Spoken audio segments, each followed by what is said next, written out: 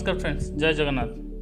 Welcome to our channel public awareness Odia. आज आम यही वीडियो रे ओडिशा सरकार कालिया स्कॉलरशिप विषय रे जानिबा। जदि आपण माने एही चैनल रे नुआ अछंती तेबे तळे थिबा बेल आइकन को प्रेस करी सब्सक्राइब कर नियंतु।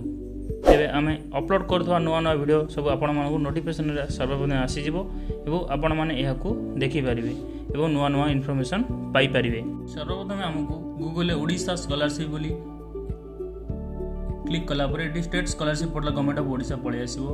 एटी हमें क्लिक कला परे एटी आपनकु एटी ओडिशा सरकार तरफरु कोरोना रो वार्ता दिया जायछि। सर्वदा मास्क पिंधंतु, हाथ को सर्वदा धुवंतु, जनगण दूरे रुहंतु, सर्वदा 2 मिनिट दूरता बजार करंतु। एटी आपण अप्लाई स्कॉलरशिप को जिवे देन एटी आपनकु कालिया स्कॉलरशिप जनरल प्लान पे आसी गला। एटी आपण एलिजिबिलिटी देखि परिबे, अप्लाई भी करि परिबे। एटी हमरो डेज केते दिन और रहिला अप्लाई करिया पे जानि परिबे। सेपरी एससी पिला कालिया स्कॉलरशिप एसटी पिला भी अच्छी, ओबीसी एससी बीसी ईबीसी पिला भी अच्छी। एटी आगुरी आम पोस्ट मैट्रिक स्कॉलरशिप विषय भी जानी जनरल पिला नाला। ये ओडिशा सरकार तरफ जनरल पिला कालिया स्कॉलरशिप भी नुआ आसी जाइए। ये आम भी एलिजिबिलिटी कालिया स्कॉलरशिप विषय डिटेल जाना। तो एग्रीकल्चर डिपार्टमेंट 12,930 8/7/2021 जो नोटिफिकेशन आसी ता अंडर रे गोटे बड़ कथा है कालिया स्कॉलरशिप रे हमको कौन बेनिफिट मिलुची। बेनिफिट है एतरे स्मॉल एवं मार्जिनल फैमिली भाग चाषी भूमिहीन परिवार पिला मानकु हायर एजुकेशन प्रति ध्यान दिया जाइछि।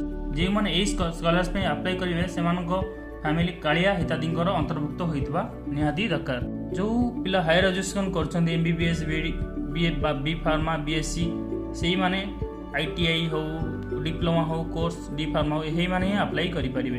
एडी आपन को सब एलिजिबिलिटी विषय रे डिटेल दिया जाइछि। आपन एई भी एलिजिबल देखि डिटेल ले पढ़ी निजे सब जानि भी परिबे और देखि भी परिबे। एठी मेन कथा हला कालिया स्कॉलरशिप अप्लाई करिया पई आपन कालिया हिताधिकारी परिवार अंतर्भुक्त होइतिबे और केनोसी स्कॉलरशिप रो बेनिफिट पाई नथिबे ओडिशा सरकार तरफ देन आपन कालिया स्कॉलरशिप अंतर्भुक्त हेबे। आपण जो स्कूल ले कि कॉलेज रे एडमिशन तांकर इंस्टीट्यूट रो काम होला से आपण मानकर यूजर आईडी पासवर्ड क्रिएट करी आपण को देबे।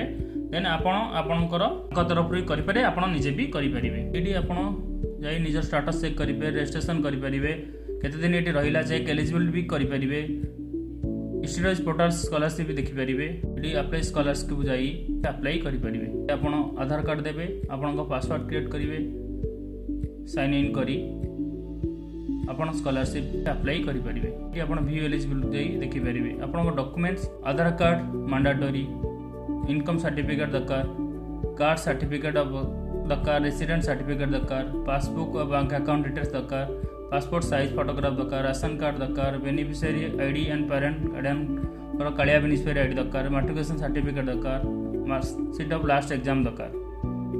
एटी आपण पीडीएफ को जाई आपण डिटेल्स इन्फॉर्मेशन पाई परिबे और आपण सेही भली जहाँ जहाँ रिक्वायरमेंट अच्छी आपण सेही अनुसार अप्लाई करि परिबे। यदि आपण मानको ए वीडियोटी भल लागि लाइक शेयर और सब्सक्राइब करूँ।